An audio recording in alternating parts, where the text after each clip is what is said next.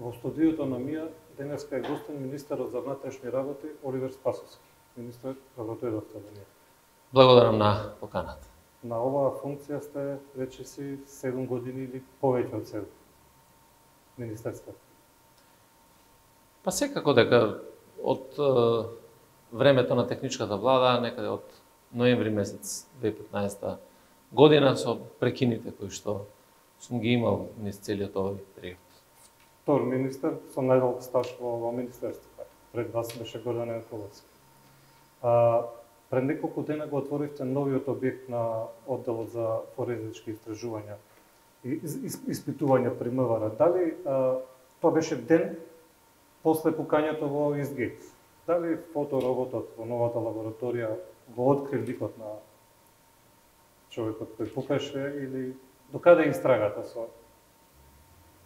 Во однос на тоа што се случи во Eastgate, јас кажав дека е пресметка на тие криминални структури, и тоа криминални структури кои што биле создавани 30-тина, може и повеќе години, за кои што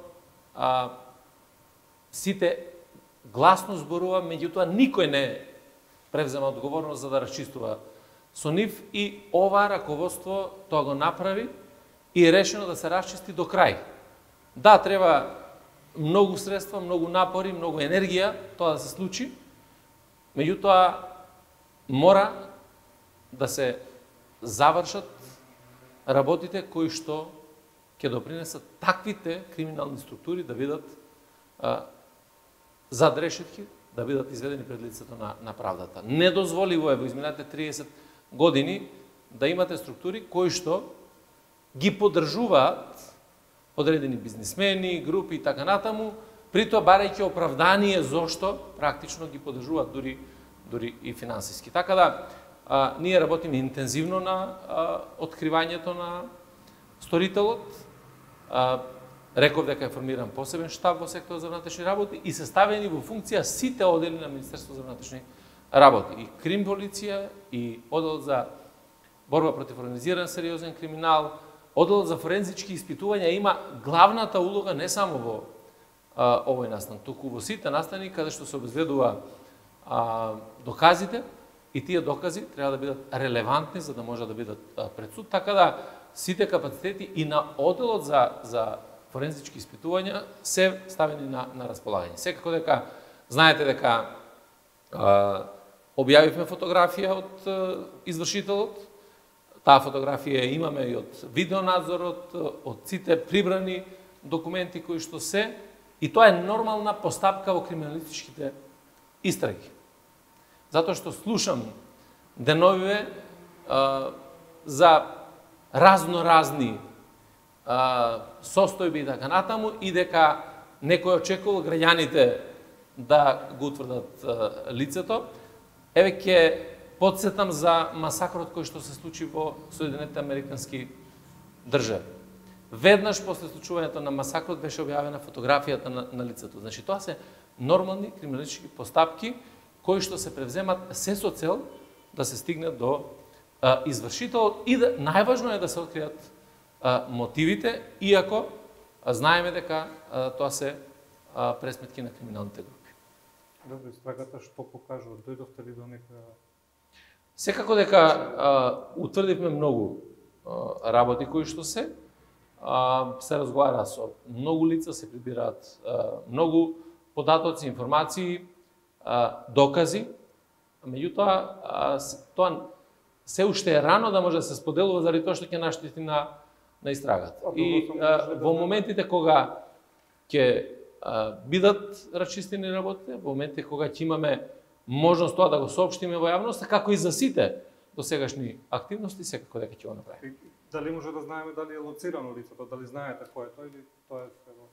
Ви кажав дека кога ќе дојде моментот на соопштување на деталите кои што се важни за граѓаните, тоа ќе го направиме. Сепак, напоменувам често пати и сега пак ќе кажам, важно е истрагите да бидат релевантни, да се соберат докази, извршител да се утврди, да одговара пред лицето на правдата.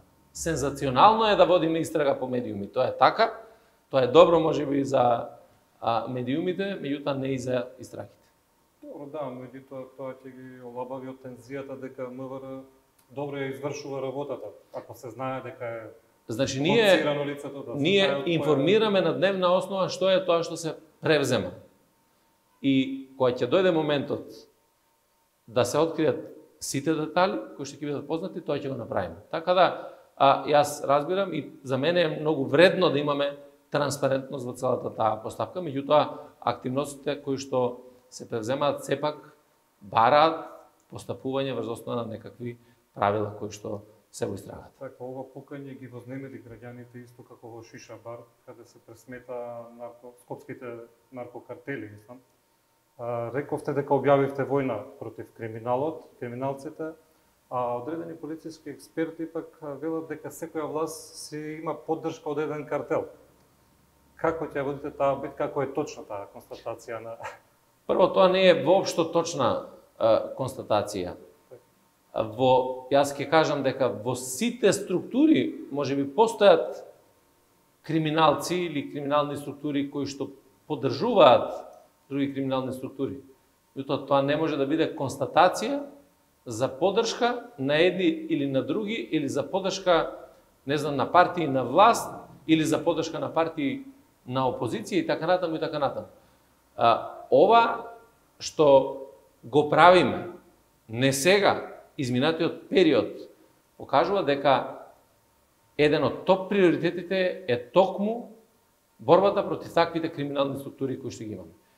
Апсењата, ако ги погледнете во изминатиот период, ќе видите дека токму лицата кои што се занимаваат со такви криминални активности, најголемиот дел веќе се наоѓаат зад решетки. Само во август и септември имаме 3 лица уапсено кои што се бараа по потерници во однос на таа оперативна акција Планина која што се однесуваше исто на разбивање на ваквите криминални групи. И затоа упатувам порака дека многу сериозно и до крај ќе се оди со расчистување на ваквите криминални групи кои што се.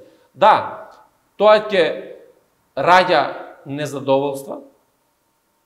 Сигурно дека тој што смета дека се насочени институциите на системот против него, ќе пласира разноразни информации. Меѓутоа, за нас е важно да бидеме фокусирани на целта, а нашата цел е безбедноста и сигурноста на граѓаните и разбивање на секој од тие криминални структури.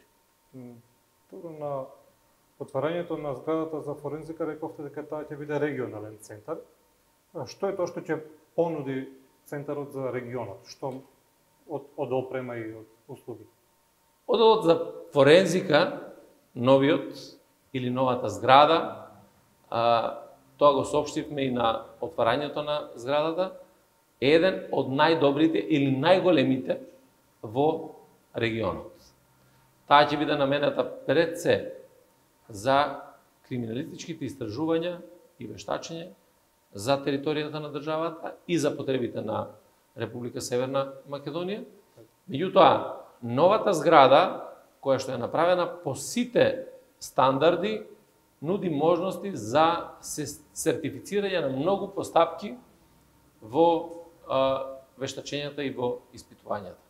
Тоа ќе значи дека можеме да дадеме услуги и за други држави, и за потреби, тоа што ние го поседуваме како експертски тим, како експертиза, како можност да го направиме. Јас сум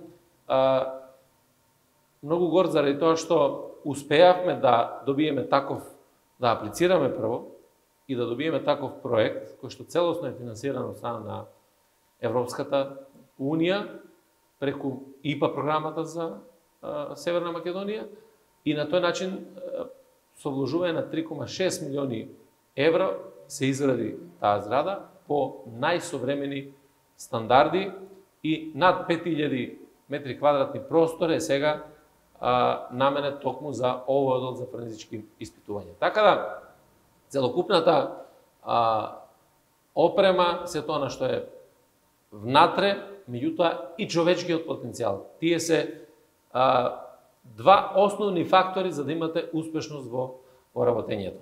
Очекуваме сега до средината на ноември да се инсталира и новиот систем кој што ќе работи за пребарување. Тоа е надграден систем за пребарување на фингерпринт и за препознавање по лик, што за прв пат се воведува како постапка во криминалистичкото работење во Министерството за внатрешни работи и генерално во државата. Така да, добро е што, еве сега, податоците во архивите, ако ги погледнеме, ќе видиме дека на територијата на државата над 1 век веќе се работи во делот на техничките испитувања и на вештачење. Меѓутоа, првиот организиран облик на ваков одел е некаде после завршувањето на Втората светска војна и практично создавањето на македонската држава и практично во тогашниот состав на народната милиција се формира посебен одсек за техничка милиција, што е зародиш на сегашниот одел за форензички испитувања. Тој е формиран некаде на 1 ноември и токму во чест на годишнината на 1 ноември ние ја пуштивме новата зграда и го промовиравме практично новиот назив во одел за форензички испитувања. За прв пат направивме амблем на оделот и направивме знаме на оделот за форензички испитувања, бидејќи е навистина многу важно за идентитетот, за препознатливоста од една страна и второ заради тоа што на тој начин се дава поголема важност на сите вработени кои што се во оделот за форензички испитувања. Така, дека сме во кругот на МВР, зашто ќе се користи зградата од кај што се исели форензите? Тоа е цел комплекс на Министерството за внатрешни работи и старата зграда во која што беше сместен одел за криминалистичко-технички испитувања и вештачење, како што се нарекуваше порано, секако дека ќе се користи за служби кои што имаат потреба за нов простор. Например, новиот одел за дисциплински постапки и судски постапки ќе биде сместен во таа зграда. Така да има план во кој што одредени служби кои што имаат потреба за поголем простор ќе бидат сместени во таа зграда и битно е да имаме рационално користење на целиот тој простор. За мене е многу важно и на тоа сме посебно горди сите како раководство на Министерството за внатрешни работи, што некаде 2005 година е пуштена последната зграда во Министерството за внатрешни работи, значи градена некаде започната 2003 година, завршена во 2005 година и од тој момент нема ниту една зграда која што е изградена не во кругот на МВР, него генерално во Министерството за внатрешни работи ние изградивме 2 капитални објекта во изминатите години. Едниот објект е Центарот за опоравување од катастрофи во Прилеп, кој што исто така го изградивме со европски фондови, без пари од буџетот или од Министерството за внатрешни работи. Сега е овој Центар за форензички испитувања, исто така со европски пари. Тесно сте поврзани со работата со јавното обвинителство. Има ли можност да добијат канцеларија во зградата за форензика или тоа е невозможно, затоа што соработката сепак е на поголемо ниво? Ние сме поврзани тесно со работата на обвинителството. Меѓутоа, обвинителството не може да биде во простори на Министерството за внатрешни работи, исто како што и нашите не може да бидат во просториите на обвинителството. Ние практично асистираме или помагаме во прибирањето на доказите, доминус литис на постапката е јавното обвинителство на Република Северна Македонија. Секако дека тие полициски службеници кои што се истражители работат директно во јавното обвинителство, тоа е јасно дефинирано во законите, меѓутоа секако дека постои заеднички координативен центар за борба против организиран криминал, кој што има простори во Министерството за внатрешни работи, тука имаме и од други служби, и од јавното обвинителство, тука имаме и од царината, и од управата за јавни приходи и така натаму. Тоа е посебен центар кој што работи на сузбивањето на организираната kriminalitet. Изминативе години имавте многу акции за заплена на дрога, а на социјалните мрежи родителите се жалат дека учениците, посебно во средните училишта, дека дрогата им е на тацна. Како МВР се справува со овој проблем? Дали е реално дрогата во училиштата или...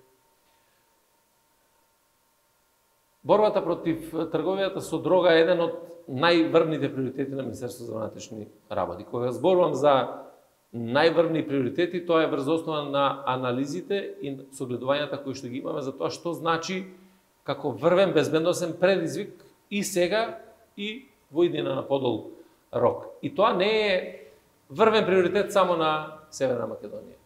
Тоа е врвен приоритет на сите.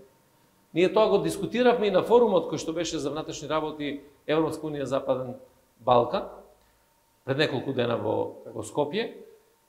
Токму тероризмот, организираниот криминал, кај што спаѓа тука трговијата со дрога, оружје и така натаму, кријумчарењето на мигранти, сајбер безбедноста се предизвици пред кои што сите ние сме исправени и бараме начини како да се справиме со тој проблем. Секако дека таа поставеност или таа предвидливост во делот на криминалитетот со дрога е нешто што сме го задале како врвен приоритет и на кое што работиме со несмалено темпо во сите изминати години. Прво, сакам да кажам, за овие 9 месеци од 2023 година имаме намалување на вкупниот криминалитет во државата за 11%, споредбено со истиот период од 2022 година.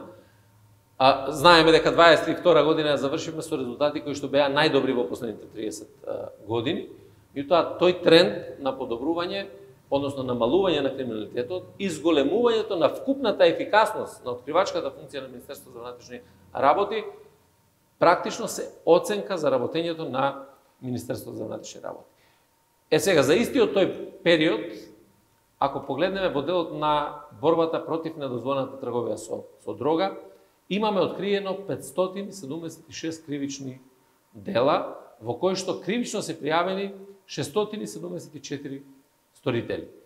При тоа се бележи зголемување на кокаин, на амфетамини и на екстази, а е откриена една лабораторија за производство на амфетамини. Запленети се некаде околу 304 килограми марихуана, 7 килограми амфетамини, 3,2 килограми кокаин, околу 4000 парчиња екстази, 146 стебла канабис, околу 5000 таблети тромадол, 3500 таблети МДМА и така натаму. И секако дека откривањето на лабораториите за производство како врвен приоритет, знаете дека пред неколку дена исто така откривме една лабораторија за производство на канабис овде на територијата на градот Скопје. Тоа ја покажува посветеност на највисоко ниво во однос на борбата против трговијата со дрога. Меѓутоа, исто е важно да се работи паралелно и на разбивање на организирани криминални групи кои што се занимаваат со трговијата со дрога. И во тој дел можам да кажам дека за овие 9 месеци се пресечени 3 транспорти на марихуана и сузбиени се 5 криминални групи кои што действувале меѓународно или национално во делот на недозволената трговија со марихуана и со кокаин, и во кои што членувале 28 македонски државјани, при што се запленети 71 кг марихуана и 1,5 кг кокаин.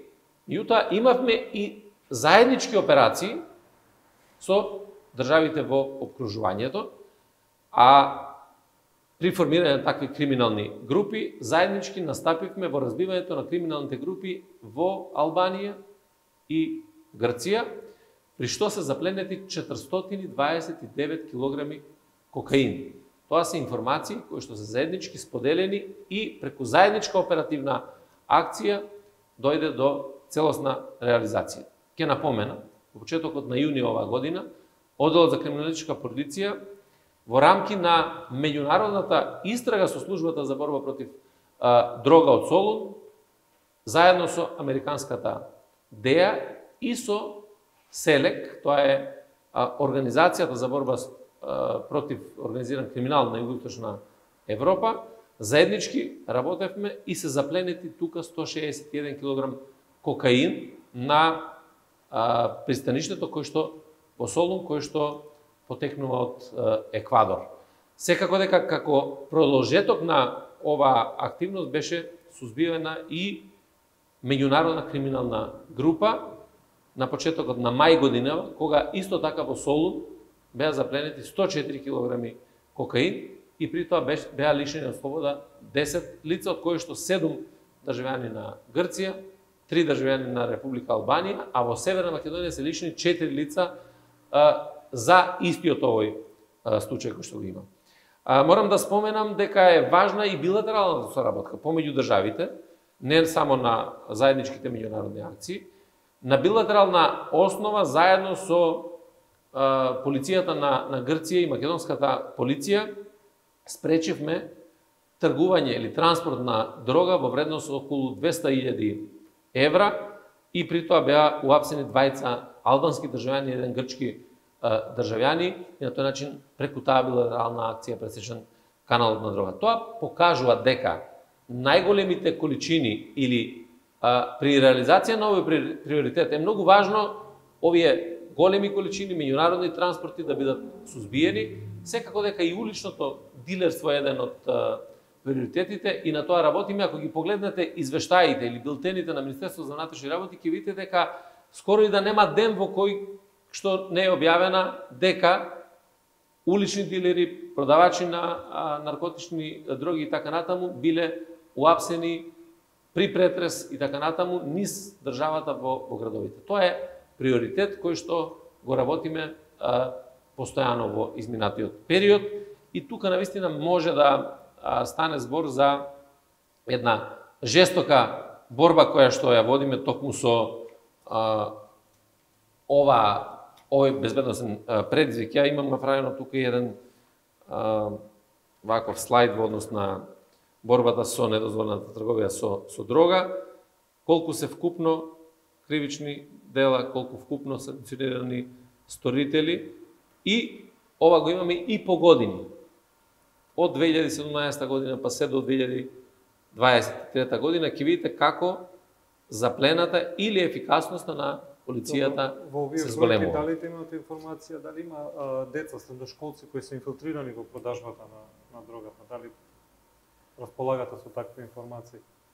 Во однос на препродавачи на наркотични средства, можам да кажам дека има лица кои што се може малолетни, меѓутоа не лица кои што се дел од образовниот систем и тоа се многу мал број на лица кои што може би учествувале во вакви криминални активности. Така да тие сите кои што на кои што им се извршени претреси, добиени сознанија, утврдено дека се занимаваат со таа дејност, секако дека се изведени пред лицето на правдата. И ако ги погледнете преку билтените, извештаите кои што ги доставуваме на дневно ниво, точно може да се утврди за каква категорија на лица станува збор. Пред неколку дена имавте голема акција за заплена на дрва која сеча била нелегална. Нашата најава. Има ли МВР стратегија и ресурси да ги сузбие дрвократците кои ја уништуваат шумата? Ние во изминатиот период имавме интензивно работење во делот на спречувањето на пустошење на шума и при тоа имаше заплена скоро на 1000 кубни метри дрва кои што биле нелегално исечени. Прво сакам да истакнам дека прв повикан за заштита на нелегалната сеча, односно на шумите, е шумската полиција.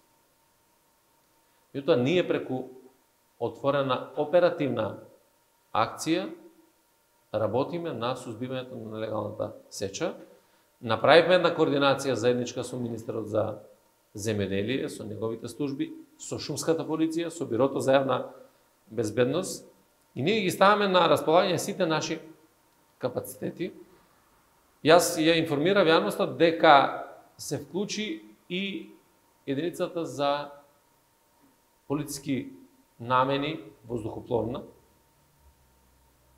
и практично вршиме наблюдување на евентуална нелегална сеча и на тој начин спречување. Така да, интензивно се работи во овој правец, заедно, уште еднаш ќе повторам, со колегите од шумската полиција и сите капацитети во тој дел, кои што ги користиме за да се спречи на некој начин нелегалната сеча и пустошењето на шуми. Секако дека тука треба да се направи една добра анализа и да се види што е тоа што треба можеби да се смени во законската регулатива за да не дојдеме до ваква една состојба во која што ќе може да имаме пустошење на шумскиот фонд.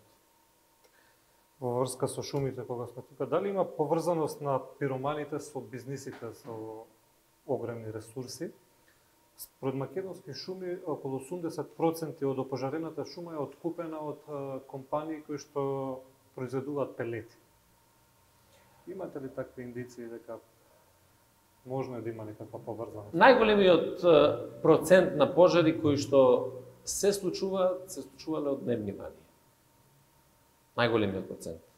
Меѓутоа не се исклучува или не е неможно да има и заради некакви други причини. Дали се тоа економски интереси, дали се заради некоја друга причина, ние сме имале дури и откриени лица на лице место, инфлагранти во извршување на такво палење на шуми и така натаму. Дали тие се конкретно од некого? Кои што, за жал морам да кажам, дека не се процесуира така брзо со притвори и така натаму, за да се спречи евентуално нов момент. Еве, например, оваа година имаме некаде околу 3000 пожари на територијата на Република Северна Македонија. 95% од тие пожари настанале со палење на страништа.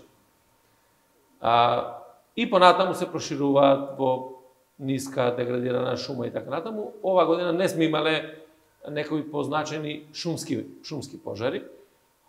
Така да не може да стане збор дека се предизвикани тие пожари заради некаков бизнес интерес. Меѓутоа, пожарите најсилните беа 2021 година, кои што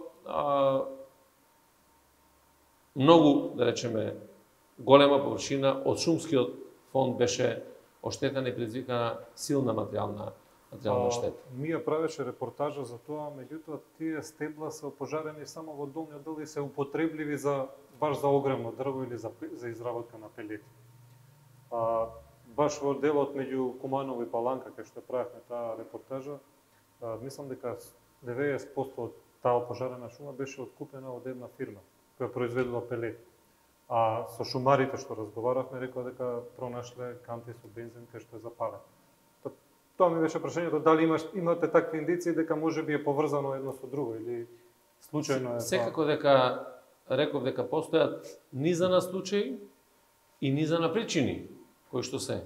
И има и такви случаи кои што се од економски интерес. Например, пред неколку години во Македонски Брод имавме разоткриен случај во кој што палењето беше заради тоа што после пожар во шума се јавувале повеќе печурки и оние кои што ги собираат и откупуваат имале некој таков интерес. Меѓутоа, најголемиот процент е токму заради невниманието и неодговорното однесување на нас граѓаните во однос на зачувањето на природата на шумскиот фонд. И затоа ние секоја година свикуваме управувачки комитет на кој што даваме препораки како треба да се однесуваме во делот на заштита од пожари на шумскиот фонд, на генерално на јавни места. И морам да истакнам дека оваа година Јавното предпријатие за државни патишта и јавното предпријатие Македонија пат одлично ја завршија својата работа во одржувањето на патната инфраструктура, значи на автопатиштата, на регионалните, на магистралните патишта, заради тоа што тоа беше една од потенцијалните можности за создавање на пожар. Значи, ако таа вегетација трева не биде искосена, не биде очистена, доаѓа до пожар. Каква е состојбата со човечки ресурси во полицијата? Има ли интерес на конкурсите за нови полицајци? Човечките ресурси се главниот потенцијал на македонската полиција, затоа што во се друго што вложуваме, финансиски средства, можете да набавите опрема, можете да реконструирате, да изградите нова зграда, сето тоа да биде најсофистицирано, меѓутоа вие не можете да купите добар полицаец или добар полициски службеник. Така да, секој дневно се обновува полицискиот кадар, имаме интерес, се уште добар интерес за вработување во македонската полиција. Во моментот имаме една селекција поглас која што траеше за полициски службеници. Ќе видиме на крајот кога ќе завршат сите процеси на селекција како ќе биде статистиката. Добро е што во сите изминати огласи, во овој најмногу, се зголемува бројот на жени кои што сакаат да бидат дел од македонската полиција. Секако кадрите кои што завршуваат на факултетот за безбедност се многу драгоцен кадар за нас и регрутираме кадри од факултетот за безбедност и од другите факултети кои што имаат насока криминалистика. Меѓутоа е важно не само да влезат нови кадри, важно е да се обезбеди континуирана обука, едукација, зголемување на експертизата по одредени области, што практично го работиме секој ден. Кога сме веќе кадарот и мотивираноста на полицајците, едниот од полициските синдикати ги оценува позитивно активностите на МВР, покачувањето на платата, подобрување на условите за работа, додека пак другите велат, другиот синдикат, дека работат под сите стандарди. Зошто е оваа спротивставеност на мислење во една иста компанија, фирма? Прво, за мене како министер и за раководството е многу важно да имаме диалог со работниците. А диалогот се води преку репрезентативниот синдикат. Репрезентативниот синдикат во МВР е Македонскиот полициски синдикат, иако постојат уште неколку синдикати кои што се формирани, јас немам ништо против за таков синдикален плурализам кој што го има. И нема да навлегувам воопшто во тоа што работи едниот или другиот синдикат, какви ставови има едниот или другиот синдикат. За мене тоа е ирелевантно. Тоа е нивна синдикална битка и нека си ја водат на ниво на синдикати. За мене е важно да ги согледаме состојбите, да видиме каде имаме проблем и тој проблем да го решиме. И секогаш укажувам дека е важно преку диалог да дојдеме до конкретни решенија кои што ги имаме. Инаку, да, постојано ќе имаме спротивставени тези во однос на тоа дали е нешто добро или не е добро направено, дали е доволно или не е доволно направено. Јас ќе кажам дека во изминатите 6 години ние реконструиравме по највисоки стандарди 80 објекти во македонската полиција. Тоа не било направено во последните 30 или 40 години. И тоа е фактичка состојба. И од таа фактичка состојба не може да избега никој. Меѓутоа, јас не можам никому да му кажам или да спречам да мисли поинаку. Да мисли дека тие 80 згради не се реконструирани или не се направени. Исто како што не можам да спречам сега да излезе и да каже некој дека немаме нова зграда на форензика и дека немаме нова зграда во Прилеп единствена на Балканот која што се однесува за заштита на податоци. Ние вложивме во изминатиот период околу 10 милиони евра во опрема за полициските службеници, опрема која што претходно е немале. Да напоменам дека Јас кога дојдов за министер, 15 години, 12 години, зависно од оделите, не беше поделена униформа.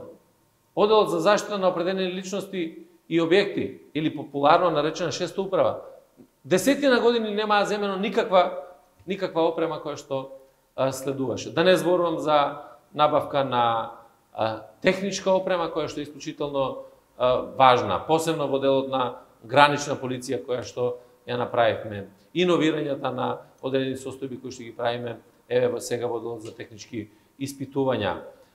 Направивме нови простори за обука електронска во сите сектори за внатрешни работи кои што ги немало до сега ќе ги има. Сега за кратко започнува градбата на хибридниот центар. Знаете дека започнаме нова зграда на полициска станица во аеродром. Започнуваме реконструкција на управните служби во Скопје во МТВ. Започнуваме после 50 години реконструкција на целиот комплекс на центарот за обука на Министерството за внатрешни работи. И низа на други активности кои што практично сме ги превземале.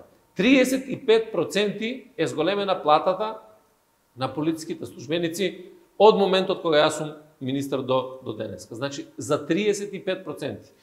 Преку домаќинско и одговорно работење. Јас сакам да напоменам неколку факти. Значи, буџетот на Министерство за внатрешни работи не е зголемен, освен оваа година првпат за 6%, бил ист како што бил и до 2017 година. Со тој ист буџет до 2017 година, ние затекнаме околу 40 милиони евра долг доспеан на Министерство за внатрешни работи и сите овие проблеми кои што ги имаме. Денеска имаме состојба во која што со истиот буџет, целава опрема, градба на згради, се што е направено и при тоа немаме никакви доспеани долгови и платата растала за 35%. Вториот факт. До 2017 година не беше исплатена никогаш бонус плата. Полициските службеници тужеа преку судски пресуди, плаќање дополнителни камати ги изимаат бонус платите кои што им следуваат. Ние од тој момент до денеска секоја година исплаќаме бонус плата на сите на полициски службеници кои што ги исполниле условите за бонус плата. И при тоа без никаков проблем тоа го правиме.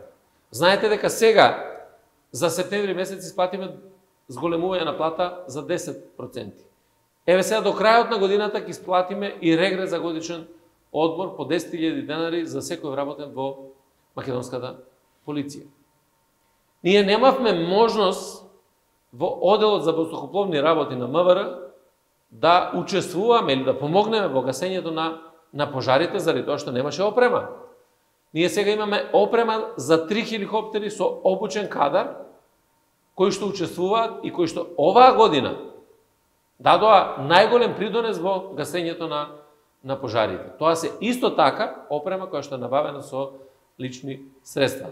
Еве најавувам сега дека за многу кратко време ќе ја добиеме опремата преку договорот за донација што го направивме со Министерството за внатрешни работи на Република Словенија и за прв пат еден хеликоптер ќе биде опремен со медицинска опрема за транспорт на повредени, на болни лица, што досега немало можност да се прави. Така да, ова се фактите.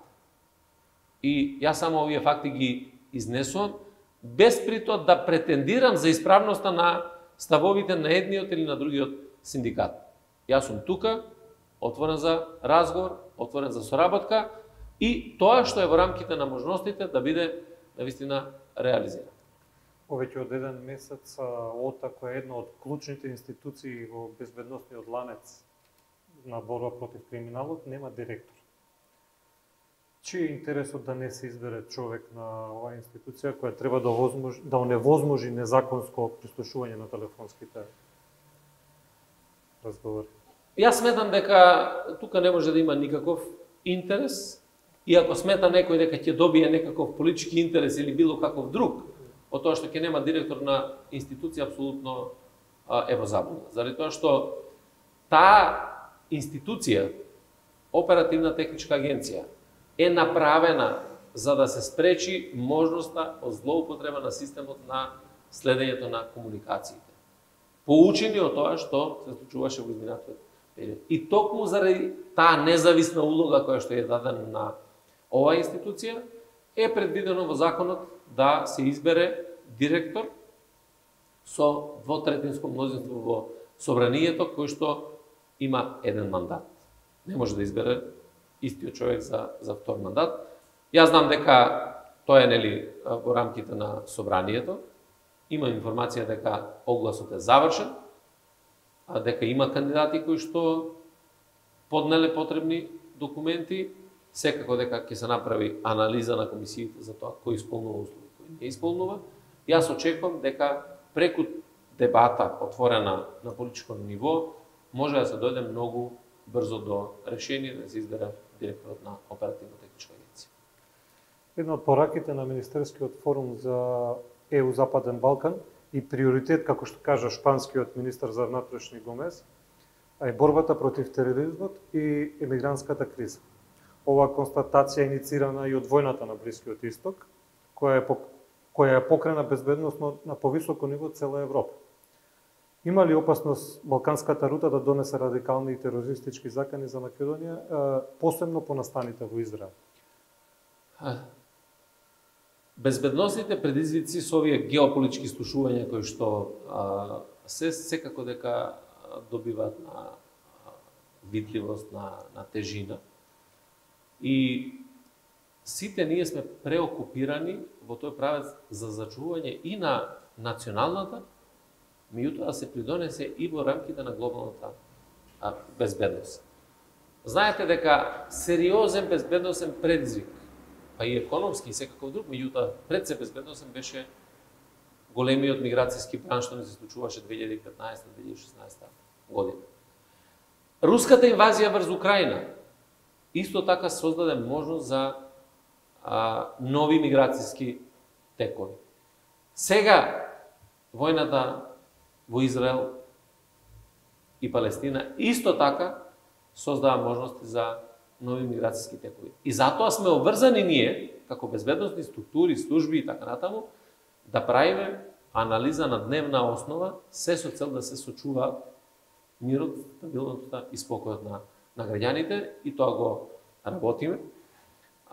Можам да кажам дека во моментот немаме индиции дека може да дојде до зголемување на тој мигрантски бран или обиди за влегувањето на територијата на државата.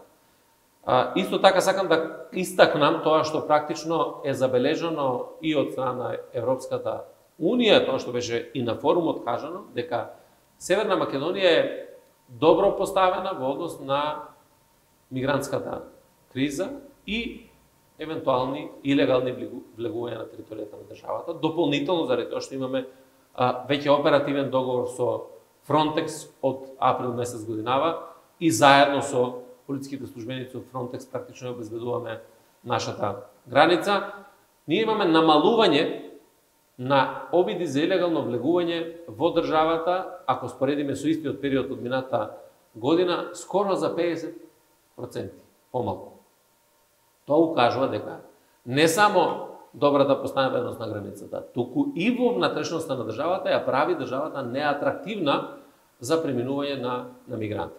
Второ, имаме ефикасност во откривачката дејност за кријумчарењето на мигранти. Меѓутоа, постапката и тука се гледа дека имаме пад во однос на минатата година и уште еднаш потврдува за посветеноста која што има граничната полиција на Северна Македонија во зачувањето на мирот и на стабилност. Така да, сите состојби ќе се следат, импликациите врз безбедноста може да бидат реални, не само за случувањата на Блискиот Исток, туку и во окружувањето, затоа сметаме дека е многу важно сите тие отворени прашања, отворени конфликти, низ диалог е важно да се решат час поскоро, ако сакаме да имаме стабилен регион, меѓутоа и да вложиме сите заедно во воспоставувањето на глобални меки. Министре, бевте дел од шарената револуција која се бореше против аболицијата за оние што прислушкуваа, меѓутоа бевте и на 27 каде што физички бевте нападнати во собранието. Пред еден месец владеачкото мнозинство донесе измени на кривичниот закон кои му возможни на дел од предметите од поранешното СЈО да застарат. Да бевте пратени, ќе гласавте ли за овие измени за кадри? Прво што сакам да истакнам дека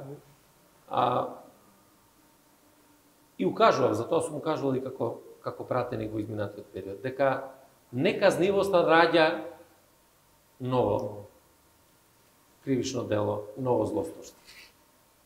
И тоа ќе го поткрепам со факти. Бидејќи за жал сум учесник, може да кажам, во сите тие немили настани кои што се сеќавате прво 2012 година на 24 декември, кога беа изфрлени од собранието пратениците и новинарите. И тоа не беа изфрлени од некој друг, туку изфрлени од припадници на Министерството за внатрешни работи кои што дојдоа по наредба да тоа го сторат. Меѓутоа за тоа не се отвори ниту постапка. Како се случило? Дури дополнително имам ги видов сите акти дека тие луѓе кои што дојдоа да ги изфрлат пратениците и новинарите биле наградени после тоа од страна на раководството на МВР. Меѓутоа, што е важно?